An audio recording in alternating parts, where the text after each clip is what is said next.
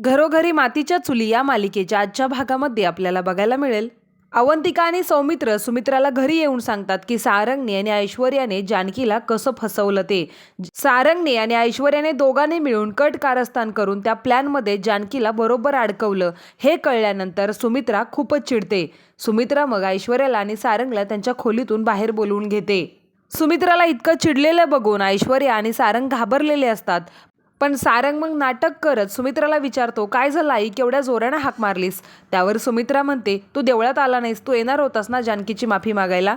त्यावेळेला मग सारंग म्हणतो, बरं झालं आलो नाही, ती जानकी इथं आली होती आम्हाला लाच देण्यासाठी. तर सारंगने जानकीला जानकी म्हटल्यानंतर सुमित्रा खूप चिडते आणि म्हणते, तू जानकीला जानकी वहिनी सुद्धा म्हणणार नाहीस का?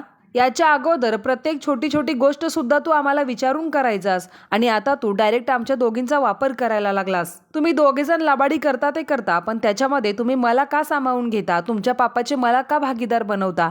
म्हणून सुमित्रा मग सारंग आणि ऐश्वर्यावर खूप चिडते. इथून पुढे तुमच्या लबाडीमध्ये मला सामावून घ्यायचं नाही, मला गृहीत धरायचं नाही असं म्हणत असताना त्यावेळेला सारंग म्हणतो, काय होतं एवढंसं खोटं बोललं तर?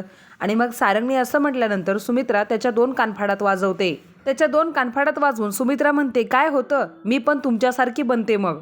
आज तुमच्यामुळे मी ऋषिकेश समोर खोटी पडले. त्यावेळेला सारंग ओरडून म्हणतो, खड्ड्यात गेला तो ऋषिकेश. आणि खड्ड्यात गेला तो ऋषिकेश असं म्हणल्यानंतर सुमित्रा परत सारंगच्या कानाखाली वाजवते. तर ऐश्वर्या सुद्धा मध्ये मध्ये बोलत असते, पण सुमित्रा ऐश्वर्याला ओरडून ऐश्वर्याला म्हणते, तुम्ही जर असंच खोटे वागत राहिला तर एक दिवस मी तुम्हा दोघांना सुद्धा या घरातून बाहेर काढेन. इतक्यात सारंग म्हणतो की हे घर आणि कंपनी दोन्ही पण घाण आहे, येणार आहे का ऋषिकेश वाचवायला?